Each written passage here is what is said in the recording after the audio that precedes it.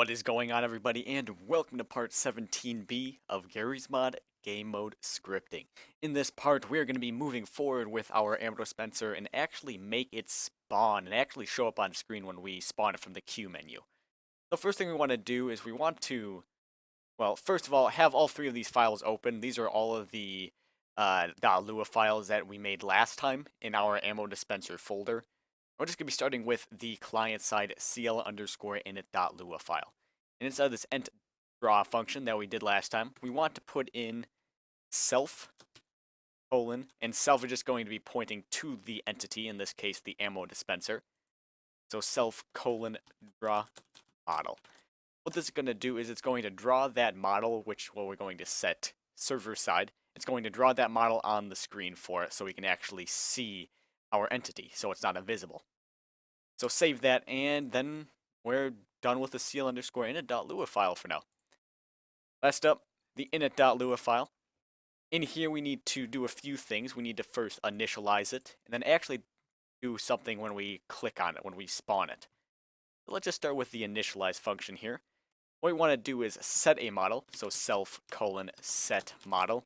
This will set the model for the entity, in this case the ammo dispenser. I'm just going to set this to something that I'm just going to copy and paste here. It's going to be a receiver cart model. Next up, we want to initialize the physics, self:physics init, just a physics initialize. We want to initialize with the solid_v physics, and this is just the default physics. Next up, the move type, self:set the move type. And this will be the default as well, move type _v physics. And then we want to set solid, self:set solid. And same with this one, we want to set it to the default solid type, which is solid_v physics. Next up, we want to create a variable for the physics, so local phys physics equals self:get physics object. And this is just going to return the physics object that was set for the ammo dispenser and set phys equal to that. Next up, we would need an if statement to check if this physics object is valid. So if, using a built-in function, is valid, and then this takes one argument, which is the variable that we want to check to see if it's valid. In this case, phys. So if phys, or the physics, is valid, what we want to do is then end that off. Then we want to phys::wake. We just want to wake up those physics, actually make them do something, I guess you can say. So that'll be it for the initialize. The physics are initialized, we have a model set, but now we need to do something when we spawn it. What do we want to happen when that's spawned? The first thing we want to do is we want to check if tr, which is just the place that the player is looking at, so if tr.hit, then return end. And what this is going to do is, if they are looking at something, if it's not hitting anything, if their trajectory is not hitting anything, or their trace, sorry, is not hitting anything, then we just want to return, and that's it. We just don't want it to, we don't want it to spawn. So again, if they are looking at something that's either too far away or they're looking up into the sky, this entity will not spawn. Next up, we need to set the spawn position, so local spawn pos. And we're going to set this equal to the player, get the shoot position. And this position is just where the gun is at. So basically where the bullets come out of, which is where the gun is. Then we want to do plus player, get forward. This will return the vector that represents the forward facing direction of the player.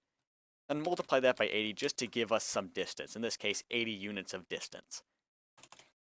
Then we want to create our entity. So local ent equals ents.create class name. And the class name is just the name of this entity. It's just the ammo dispenser. And it's going to, this ents.create is going to create an ammo dispenser. Next we want to set the position. So ent::set pos. and this is the spawn position, which is just the variable that we created above right up here. Next up, we want to actually spawn it, so ent::spawn. That'll spawn it.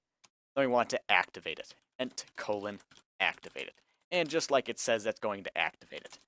And when that's done, we want to return that entity, and then we should be able to spawn it now if everything went well. So go into the game here. I'm just going to reload it just in case.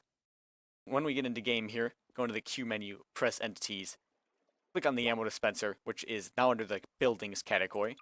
Spawn it, and as you can see, we get the entity spawned right in front of us. And it's just like a basic prop right now. We will be changing this later on, so you can't just fling it around like I just did there, because that's not so optimal. But we can keep spawning these all day long, and they will continue to spawn right in front of us. And we will be setting a limit on this, so if you want it to be set to a maximum of only 2 of these allowed to be spawned, we'll be doing that in a future episode. But anyways, that is spawning the entity, initializing the entity. So thank you all so much for watching. If you have any questions, comments, or concerns, please do leave them in the comments section below, and I will be more than happy to answer them and help you out if I need to. Anyways, thank you all so much again for watching, and I hope to see you next time.